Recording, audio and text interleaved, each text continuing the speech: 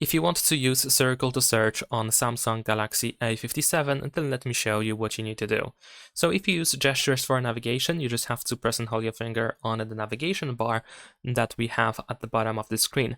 If you use 3 buttons for navigation, you want to press and hold your finger on the home button instead. Once you activate this Google circle to search layout, then you should be able to draw a shape around the subject that you are looking for. So if you want to if you wish to know more about the selected area, this can be like a reference area, then of course we should be able to get the Google search results, and there we go.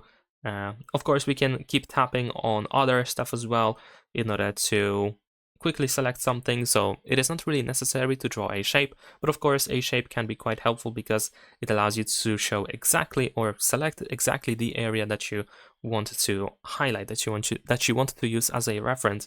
We can also grab by the corners in order to readjust the selected area if needed. Besides that, what you can also do is you can use the song recognition feature. So over here at the bottom we have this music node. If you tap on it, then you should be able to play the song, sing it, or hum it in order to try to get Google search result with the song title. Of course, that is if Google recognizes the song. And that is pretty straightforward. And there is one more feature that is worth mentioning, and that is the screen translation. So on this bar, we have the translate button. We can tap on it, and there we go. We have the detected language and also the language that we can translate to, that we want to translate to. Of course, we can change the language if you want to.